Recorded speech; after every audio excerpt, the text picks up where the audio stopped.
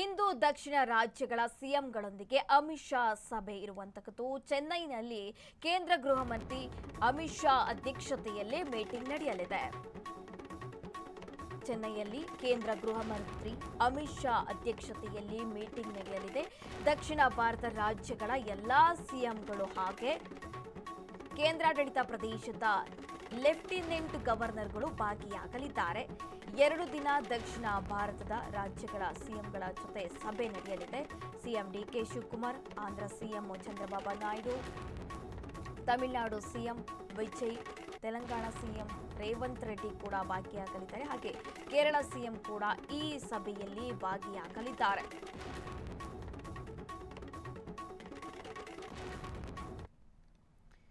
ಇಂದು ದಕ್ಷಿಣ ರಾಜ್ಯಗಳ ಸಿಎಂಗಳೊಂದಿಗೆ ಅಮಿತ್ ಶಾ ಸಭೆ ಹಮ್ಮಿಕೊಂಡಿರುವಂತದ್ದು. ಚೆನ್ನೈನಲ್ಲಿ ಕೇಂದ್ರ ಗೃಹ ಮಂತ್ರಿ ಅಮಿತ್ ಶಾ ಅಧ್ಯಕ್ಷತೆಯಲ್ಲಿ ಇವತ್ತು ಮೀಟಿಂಗ್ ನಡೆಯಲಿದೆ.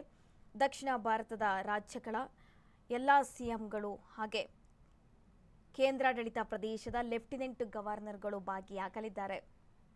2 ದಿನ ದಕ್ಷಿಣ ಭಾರತದ ರಾಜ್ಯಗಳ ಸಿಎಂಗಳ ಜೊತೆ ಸಭೆ ಇದೆ. ಅಮಿತ್ ಶಾ ಅವರ ನೇತೃತ್ವದಲ್ಲಿ ಈ ಸಭೆ ನಡೆಯಲಿರುವಂತದ್ದು. CM DK Shivakumar, Andhra CM Chandrababu Naidu, Tamil Nadu CM Vijay, Telangana CM Revanth Reddy ಹಾಗೆ ಕೇರಳ ಸಿಎಂ ಕೂಡ ಈ ಸಭೆಯಲ್ಲಿ ಭಾಗಿಯಾಗಲಿದ್ದಾರೆ. ಒಟ್ಟು 2 ದಿನಗಳ ಕಾಲ ಈ ಸಭೆ ನಡೆಯಲಿದೆ. ದಕ್ಷಿಣ ಭಾರತದ ರಾಜ್ಯದ ಎಲ್ಲಾ ಸಿಎಂಗಳು ಈ ಸಭೆಯಲ್ಲಿ ಭಾಗಿಯಾಗಲಿದ್ದಾರೆ. ಅಮಿತ್ ಶಾ ಅವರ ನೇತೃತ್ವದಲ್ಲಿ ಸಭೆ ಹಮ್ಮಿಕೊಂಡಿರುವಂತದ್ದು. ಸಿಎಂ ಡಿಕೆ ಶಿವಕುಮಾರ್ ಇರ್ಬೋದು, ಆಂಧ್ರದ CM, Tamil Nadu CM, Telangana CM ಹಾಗೆ ಕೇರಳ ಸಿಎಂ ಕೂಡ ಈ ಸಭೆಯಲ್ಲಿ ಭಾಗಿಯಾಗಲಿದ್ದಾರೆ.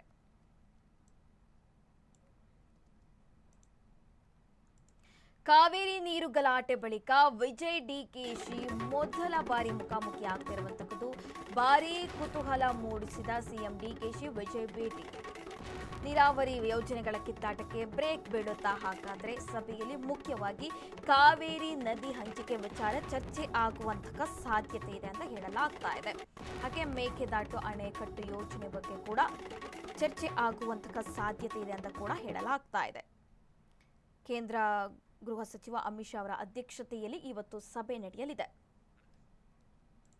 ಈ ಬಗ್ಗೆ ಹೆಚ್ಚಿನ ಡೀಟೇಲ್ಸ್ ಕೊಡ್ತಾರೆ ನಮ್ಮ ಪ್ರತಿನಿಧಿ ಮಾರುತಿ, ದೂರವಾಣಿ ಸಂಪರ್ಕದಲ್ಲಿದ್ದಾರೆ. ಎಸ್ ಮಾರುತಿ, ಇವತ್ತು ದಕ್ಷಿಣ ರಾಜ್ಯಗಳ ಸಿಎಂಗಳೊಂದಿಗೆ ಅಮಿತ್ ಶಾ ಸಭೆ ಹಮ್ಮಿಕೊಂಡಿದ್ದಾರೆ. 2 ದಿನಗಳ ಕಾಲ ಸಭೆ ನಡೆಯಲಿದೆ. ಅದರಲ್ಲೂ ಕೂಡ ಈ ಕಾವೇರಿ ನೀರು ಗಲಾಟೆ ವಿಚಾರವಾಗಿ ಮೊದಲ ಬಾರಿಗೆ ಡಿಕೆಶಿ ಹಾಗೆ ವಿಜಯ್ ಅವರು ಮುಖಾಮುಖಿ ಆಗ್ತಾ ಇರುವಂತದ್ದು. ಡೀಟೇಲ್ಸ್ ಕೊಡೋದಾದ್ರೆ ಮಾರುತಿ.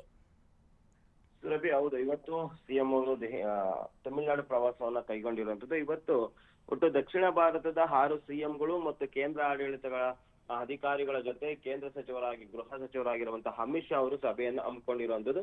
ಈ ಸಭೆ ಸಾಕಷ್ಟು ಮಹತ್ವವನ್ನ ಪಡ್ಕೊಂಡಿರೋದು. ಯಾಕೆಂದ್ರೆ ದಕ್ಷಿಣ ಭಾರತದಲ್ಲಿ ಬರುವಂತಹ ಕರ್ನಾಟಕ, ತಮಿಳುನಾಡು, ಕೇರಳ, ಆಂಧ್ರ ಪ್ರದೇಶ, ತೆಲಂಗಾಣ, ಪುದುಚೇರಿ ರಾಜ್ಯಗಳ ಸಿಎಂಗಳು ಕೂಡ ಭಾಗಿಯಾಗ್ತಾ ಇರೋದು. ಪ್ರಮುಖವಾಗಿ ಇವತ್ತು ಏನು ಕರ್ನಾಟಕದ ಸಿಎಂ ಡಿಕೆ ಶಿವಕುಮಾರ್ ಮತ್ತು ವಿಜಯ್ ಅವರು ಮುಖಾಮುಖಿ ಆಗ್ತಾ ಇರೋದು ಸಾಕಷ್ಟು ಮಹತ್ವವನ್ನ ಪಡ್ಕೊಂಡಿದೆ. ಯಾಕೆಂದ್ರೆ ಇತ್ತೀಚೆಗೆ ಕರ್ನಾಟಕದಲ್ಲಿ ಕಾವೇರಿ ನೀರಿನ ವಿವಾದ ಸಾಕಷ್ಟು ದೊಡ್ಡ ಮಟ್ಟದಲ್ಲಿ ಚರ್ಚೆ ಆಗಿತ್ತು. ಮತ್ತೊಂದಷ್ಟು ಕಡೆ ಪ್ರತಿಭಟನೆಗಳು ಮತ್ತೆ ಕರ್ನಾಟಕ ಬಂದ್ಗೂ ಕೂಡ ಏನು ಕಾರಣ ಆಗಿತ್ತು. ಹೀಗಾಗಿ ಈ ಮೀಟಿಂಗ್ ಸಾಕಷ್ಟು ಮಹತ್ವವನ್ನ ಪಡ್ಕೊಂಡಿರೋದು. ಪ್ರಮುಖವಾಗಿ ಇಲ್ಲಿ ಕರೆದಿರುವಂತದೇ ಸಾಕಷ್ಟು ಗಡಿ ವಿವಾದಗಳಾಗಿರ್ಬೋದು, ನೀರಾವರಿ ಯೋಜನೆಗಳಾಗಿರ್ಬೋದು, ಮತ್ತೆ ಅಭಿವೃದ್ಧಿ ವಿಚಾರಕ್ಕೆ ಸಂಬಂಧಪಟ್ಟಂತೆ ಅಂತಾರಾಜ್ಯ ಏನು ವ್ಯವಹಾರಗಳಿಗೆ ಸಂಬಂಧಪಟ್ಟಂತೆ ಕರೆದಿರುವಂತಹ ಮೀಟಿಂಗ್ ಆಗಿರೋದ್ರಿಂದ ಈ ಸಾಕಷ್ಟು ಮಹತ್ವವನ್ನ ಪಡ್ಕೊಂಡಿರುವಂತ. ಪ್ರಮುಖವಾಗಿ ತಮಿಳುನಾಡು ಮತ್ತು ಕರ್ನಾಟಕ ವಿಚಾರದಲ್ಲಿ ಪ್ರತಿ ಬಾರಿಯೂ ಕೂಡ ಗಡಿ ವಿವಾದ ಆಗಿರ್ಬೋದು ಮತ್ತು ನೀರಾವರಿ ಯೋಜನೆಗಳ ಬಗ್ಗೆ ಸಂಬಂಧಪಟ್ಟಂತೆ ಸಾಕಷ್ಟು ಚರ್ಚೆ ಆಗ್ತಿದೆ. ಅದರಲ್ಲೂ ಕಾವೇರಿ ನೀರು ಹಂಚಿಕೆ ಆಗಿರ್ಬೋದು ಮತ್ತು ಮೇಕೆದಾಟು ವಿಚಾರದಲ್ಲೂ ಕೂಡ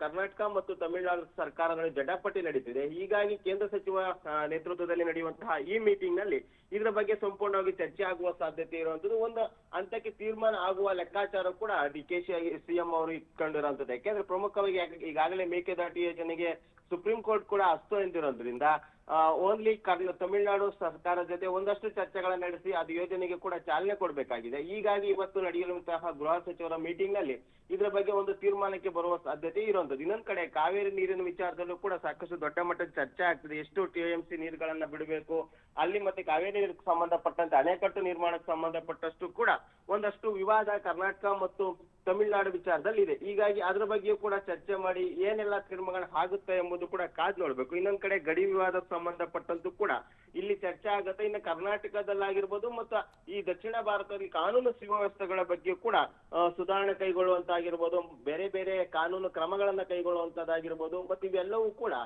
ಇವತ್ತು ಗೃಹ ಸಚಿವ ಅಮಿತ್ ಶಾ ನೇತೃತ್ವದಲ್ಲಿ ನಡೆಯುವಂತಹ ಸಭೆಯಲ್ಲೂ ಕೂಡ ಒಂದಷ್ಟು ಚರ್ಚೆ ಆಗುತ್ತೆ. ಇನ್ನೊಂದ್ ಕಡೆ ಆರ್ಥಿಕ ಪ್ರಗತಿ ಆಗಿರ್ಬೋದು, ಮೂಲಭೂತ ಸೌಕರ್ಯ ಆಗಿರ್ಬೋದು, ಮಾಹಿತಿ ತಂತ್ರಜ್ಞಾನ ಆಗಿರ್ಬೋದು, ಮತ್ತೆ ಕೈಗಾರಿಕೆ ಹೂಡಿಕೆ ಮತ್ತು ಶಿಕ್ಷಣ ಅಭಿವೃದ್ಧಿಗೆ ಸಂಬಂಧಪಟ್ಟಂತೆ ಇಲ್ಲಿ ಚರ್ಚೆಗಳಾಗುತ್ತೆ. ಶಿಕ್ಷಣ ವಿಚಾರದಲ್ಲಾಗಿರ್ಬೋದು ಮತ್ತು ಅಭಿವೃದ್ಧಿ ವಿಚಾರದಲ್ಲಿ ಯಾವ ರೀತಿಯಾದಂತ ಕಾರ್ಯಗಳನ್ನ ಮುಂದೆ ಕೈಗೊಳ್ಳಬೇಕು ಮತ್ತು ದಕ್ಷಿಣ ಭಾರತಕ್ಕೆ ಸಂಬಂಧಪಟ್ಟಂತೆ ಯಾವೆಲ್ಲ ಈ ವಿಚಾರಗಳನ್ನ ಚರ್ಚೆ ಮಾಡ್ಬೇಕೆಂಬ ಬಗ್ಗೆಯೂ ಕೂಡ ಚರ್ಚೆ ಆಗತ್ತೆ. ಇನ್ನೊಂದು ಮಹಿಳಾ ಮತ್ತು ಮಕ್ಕಳ ಮೇಲೆ ದೌರ್ಜನ್ಯಗಳ ಸಂಬಂಧಪಟ್ಟಂತೆ ಅದನ್ನ ತಡೆಗಟ್ಟುವ ನಿಟ್ಟಿನಲ್ಲಿ ಯಾವೆಲ್ಲ ಕಾನೂನುಗಳನ್ನ ತರಬೇಕು ಅಂದ್ರೆ ಈ ದಕ್ಷಿಣ ಭಾರತದಲ್ಲಾಗಿರ್ಬೋದು ಮತ್ತು ದೇಶದಲ್ಲಿ ಯಾವ ರೀತಿ ಕಾನೂನುಗಳನ್ನ ತರಬೇಕು, ಮತ್ತೆ ಅದೇ ರೀತಿ ಈ ರೀತಿಯಾದಂತ ಏನು ಕಾನೂನು ಸುವ್ಯವಸ್ಥೆಗೆ ಸಂಬಂಧಪಟ್ಟ ಸಮಸ್ಯೆಗಳಾಗಿರ್ಬೋದು, ಮತ್ತೆ ಬಂಡವಾಳ ಹೂಡಿಕೆಗೆ ಸಂಬಂಧಪಟ್ಟಂತ ಸಮಸ್ಯೆಗಳು, ಮತ್ತೆ ಗಡಿ ವಿವಾದ ಮತ್ತು ಜಲ ವಿವಾದಗಳೇನು ದಕ್ಷಿಣ ಭಾರತದಲ್ಲಿ ಚರ್ಚೆ ಗ್ರಾಸ್ತವಾಗ್ತಿದೆ, ಅವೆಲ್ಲವೂ ಕೂಡ ಇವತ್ತು ಅಮಿತ್ ಶಾ ನೇತೃತ್ವದಲ್ಲಿ ನಡೆಯುವಂತಹ ಮೀಟಿಂಗ್ ನಲ್ಲಿ ಚರ್ಚೆ ಆಗತ್ತೆ. ಆ ನಂತರ ಯಾವೆಲ್ಲ ತೀರ್ಮಾನಗಳಲ್ಲಿ ಕೈಗೊಳ್ಳುತ್ತಾರೆ, ಯಾವ ಕೆಲ ಅನುಮೋದನೆಗಳು ಸಿಗುತ್ತೆ, ಯಾವೆಲ್ಲ ಒಪ್ಪಿಗೆ ಸಿಗುತ್ತೆ ಎಲ್ಲಾ ರಾಜ್ಯಗಳಿಂದಲೂ ಕೂಡ ಕಾದ್ ನೋಡ್ಬೇಕು. ಸುರಭಿ,